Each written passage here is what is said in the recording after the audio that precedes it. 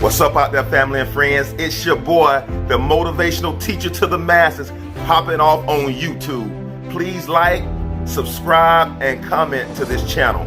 We have been bringing fresh bread daily during the COVID-19. If your goal in life is to get to the next level, subscribe, like, and comment. I'm telling you, I'm hearing stories about how lives are being changed for the better. And today shall be no different. We're gonna break some bread. Today I want to talk to you about one thing and one thing only. Is raising your standards. Yep, I just said it. Raising your standards. Let me tell you something about this world. This world only wants us to fare well. Yep, I just broke bread. This world only wants us to fare well. Look around. The majority of the people that we know and that we see in America are average. Average has become the new norm because so many people are selling for status quo. They're selling for average behaviors. They're settling for average lifestyles. They're settling for what is comfortable, what is easy. And I remember Les Brown saying, if I do what's easy, my life will be hard. If I do what's hard, my life will be easy. It's too many of us are selling into mediocrity. We've traded our crown of greatness to fit in with a group of average people. Ladies and gentlemen, we have to change our standards. What do you mean, motivational teacher to the masses? If we always discount who we are to the world, you better believe that the world will never raise our prices. They will never pay premium for what you believe is discounted. I just broke bread. If we don't take the time to invest in our own skills and in our own talents, if we don't take the time to discover what's unique, yep, I just broke bread. If we don't take time to discover what has God given me that's uniquely positioned me to prosper in this earth, then we'll always play to the world standards. Ladies and gentlemen, there are a few things that you must do to raise your standard. The first thing you have to do is invest in you. You have to begin to write down your goals, write down your dreams, write down your plan, write your vision, and make it plain. And those that you communicate it to can run with it.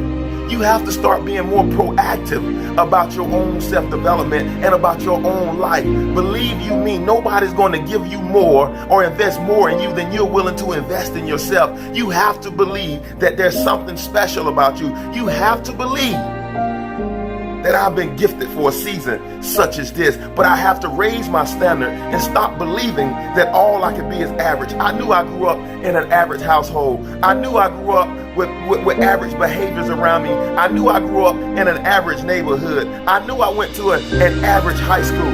I know I had an average family situation around me, but don't let your past determine your future.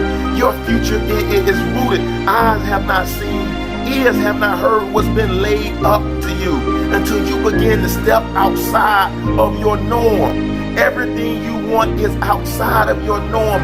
I remember I have no formal background in finance. I have no formal background in econ. I have no formal background. I don't have a master's degree. I remember when I was in a small town, I decided to become a stockbroker. I interviewed in 7 or 8 different places, and I came back with one job offer. It was Morgan Stanley, and they said, hey, if you can pass this test, which was a Series 7. Remember, I grew up in a small town in Lochapoka, Alabama, with a high school that was on academic probation. I went to a college where I had to struggle and strain to get through. I got through. I'm 27 years old. I'm not where I want to be in life. And so I decided to go take this exam. Not fresh out of a divorce, I went and took the exam, the Series 7 exam. Only 44% of the people that take that exam passes that exam. I walked in with no formal background, no real money management experience. I'm dead broke, and I walked in believing and trusting and trembling that God has my back. And man, I put that scripture to the test, that I can do all things through him who strengthened me. I put it to the test. I walked in to take that Series 7, not knowing what was on the other end. I was trusting, but I was trembling. I walked in and I walked out. I passed the Series 7 test by almost 14 points. Why? All because I was willing to step outside of my comfort zone. I passed the Series 7, and later on I ended up getting my license to where I could, my principal's license, where I could manage a whole brokerage. So my question is to you, what are you sitting on because you don't have the credentials? Because you don't have the background, or they said you don't have the looks, or they said you don't have the smarts, or they said you don't have the degree. What are you sitting on right now that's stewing greatness on the inside of you, but you made every excuse on earth as to why you can't attain it? It's time to raise your standards. I know more about you than you do. There's greatness on the inside of you. I know more about you than you do, because when God created you, He birthed you with a plan. God never creates anything without a purpose on this earth. I know something about you. That's awesomeness on the inside of you, but you will never get to the place where you're maturing the gift if you don't begin to be more intentional about your life.